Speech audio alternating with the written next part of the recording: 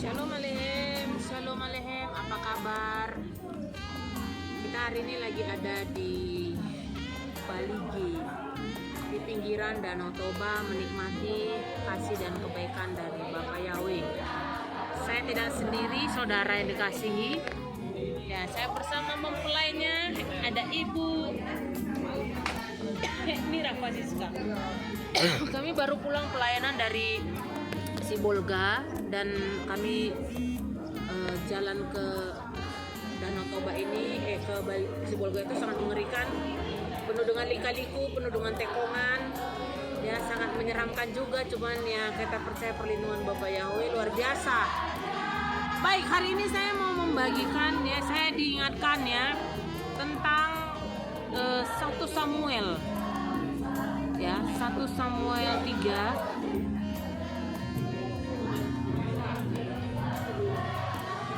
Mari kita buka kitab suci, lagi duduk-duduk, lagi 1 Samuel 1 ayat 1. Kita membahas tentang Elkana. Jadi Elkana ini punya 2 istri, saudara ya, punya 2 istri. Dia namanya si Hana dan yang kedua namanya si Penina, ya. Jadi dia dari si Penina dia punya anak, tetapi dari Hana dia tidak memiliki anak. Nah, mari kita baca dari ayat 3 ya, 1 Samuel 1 ayat yang ketiga. Dan pria itu dari tahun ke tahun pergi dari kotanya ke Silo untuk beravoda dan mempersembahkan korban di hadapan Yahweh Sebaot. Dan kedua anak laki-laki Eli, nah Eli ini adalah imam, ya, yang bertugas di bait suci. Hofni dan Pinehas adalah imam bagi Yahweh di sana. Dan ketika tiba harinya Elkana harus berkorban, maka dia harus memberikan bagian-bagian kepada Penina istrinya dan kepada semua anak laki-lakinya dan anak perempuannya. Dan kepada Hana dia memberikan 1 bagian 2 kali lipat karena dia mencintai Hana. Dan Yahweh menutup kandungannya. Dan madunya membuat kesal. Dia juga membuat gusar dengan memancing rasa kesal karena Yahweh telah menutup kandungannya. Nah, sampai di sini dulu ya saudara yang dikasih oleh Bapak Yahweh. Kita mengerti bahwa Elkana itu punya 2 istri ya. Jadi dulu musim punya 2 istri, punya 2 pasangan. Nah, kejadian Elkana ini itu persis seperti yang dialami oleh Lea dan Rachel, di mana leluhur kita Yakub lebih mencintai si Rachel daripada Lea. Karena dia lebih mencintai Rachel, akhirnya Bapak Yahweh menutup kandungannya si Rachel, dan Lea melahirkan anak ya kepada Yakub. Nah, peristiwa yang sama juga terjadi pada Elkana. Elkana lebih mencintai Hana daripada mencintai istrinya yang pertama, ya, Penina. Akhirnya apa? Akhirnya Bapak Yahweh mengizinkan Hana ditutup kandungannya. Nah, kan tetapi saudara dikasih Bapak Yahweh, ini istri pertama kok malah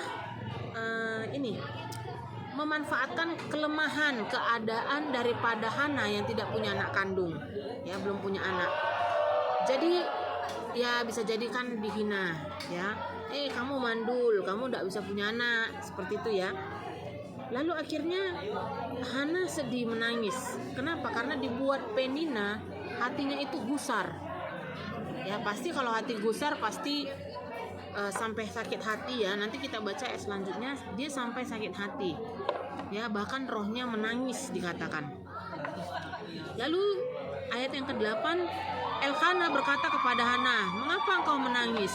Mengapa engkau tidak makan dan mengapa hatimu menderita? Tidakkah aku lebih berharga daripada 10 anak laki-laki?" Ya, jadi kalau orang yang sudah menikah, saudara, bagi perempuan memiliki keturunan itu sangat penting. Ya, dan ini sebagai yang akan melanjutkan generasi. Ya, jadi coba Anda yang belum memiliki keturunan, coba dicek ya, apakah ada hal yang harus dilakukan di hadapan Bapa Yahweh. Karena di sini Hana dia berseru nanti kepada Elohim dengan doa yang sangat luar biasa. Nah, lalu ayat 9, Hana bangun setelah mereka makan dan minum di Shilo, dan Imam Eli sedang duduk di atas kursi dekat yang pintu tempat suci Bapa Yahweh. Perhatikan ayat 10. Penina membuat hati Hana itu, yang pertama ayat yang 10, pahit jiwa. Dan dia berdoa kepada Yahweh dan menangis terseduh-seduh. Dia mengucapkan, inilah doanya ayat 11 ya. Ya Yahweh Sebaot, jika engkau benar-benar memperhatikan penderitaan hambamu ini dan mau mengingat aku dan tidak melupakan hambamu ini dan mau memberikan kepada hambamu ini seorang anak laki-laki, maka aku akan memberikan dia kepada Yahweh seumur hidupnya dan pisau cukur tidak menyentuh kepalanya. Ya, dia berdoa saudara di bait suci, dia sungguh-sungguh meminta kepada Elohim Yahweh.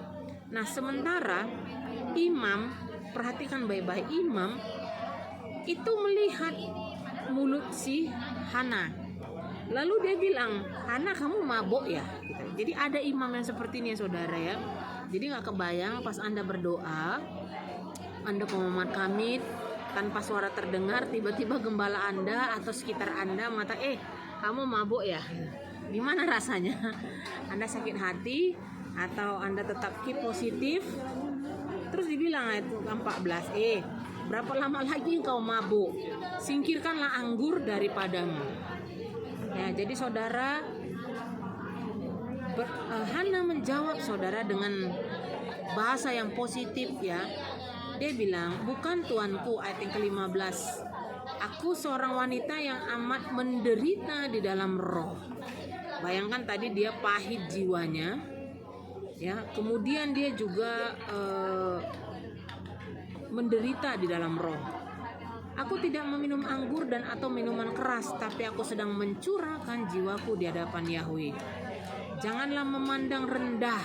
Perhatikan baik-baik ayat 18, ayat 16 dia berkata, janganlah memandang rendah hambamu ini sebagai anak perempuan dursila, karena dari besarnya keluhanku dan kegusaranku aku telah berkata-kata sampai sekarang. Lalu ayat yang ke-17, Eli menjawab, pergilah dalam damai, dan semoga Elohim Israel mengabulkan permohonan yang engkau minta kepadanya. Dan Hana berkata, biarlah hambamu mendapatkan kemurahan dalam pandanganmu. Dan wanita itu melanjutkan perjalanannya dan makan, dan wajahnya tidak muram lagi. Saudara yang dikasihi oleh Bapa Yahweh, apakah doa Hana dijawab oleh Bapa Yahweh?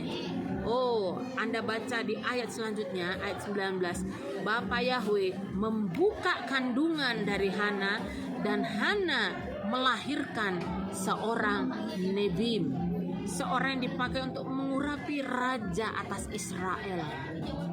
Saudara, Bapa Yahweh mengangkat kehidupan Hana begitu luar biasa, begitu sangat spektakuler. Bahkan dari rahimnya diizinkan lahir seorang nabi. Saudara yang dikasihi oleh Bapa Yahweh, kalau Anda sudah diizinkan Bapa Yahweh memiliki keturunan, ya, lahir, diizinkan melahirkan generasi dari rahim Anda, diizinkan lahir anak-anak, maka saudara, mari bawa mereka ke dalam Bapa Yahweh, menyembah, memuji Elohim Yahweh Sebaot. Ya, ada beberapa sifat dan karakter yang jangan ditiru dalam peristiwa ini, tapi itu diizinkan terjadi sama Hana.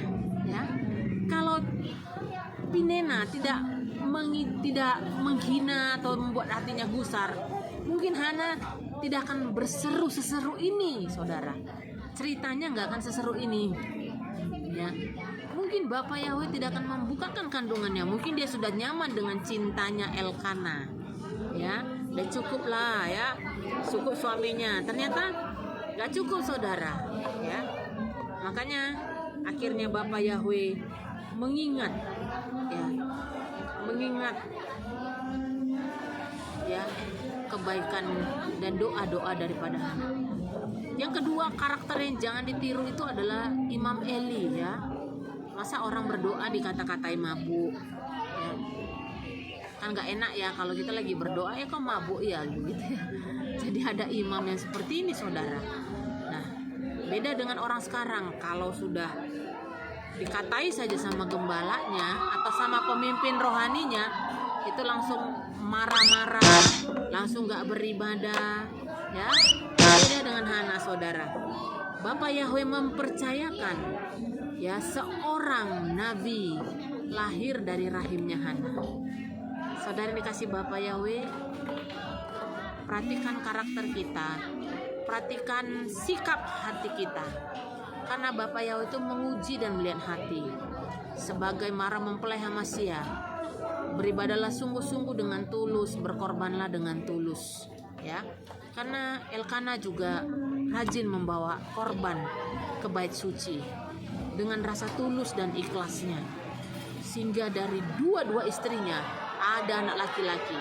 Saya percaya kalau seseorang diizinkan melahirkan anak laki-laki, itu adalah Bapak Yahweh punya maksud ya. Di sini tidak ada perbedaan, mau laki mau perempuan itu semua sama di hadapan Bapak Yahweh ya. Tetapi saudara, kalau Anda diizinkan untuk melahirkan seorang anak laki-laki, itu artinya Bapak Yahweh punya rencana di dalam kehidupan setiap anak-anak. So, mari saudara yang dikasih Bapak Yahweh, bawa persembahan korban syukur kita kepada Bapak Yahweh. Yang kedua, hilangkan karakter gusar ya, roh yang sedih.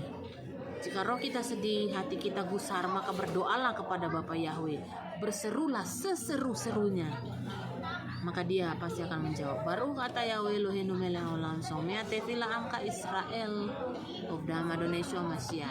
Shalom.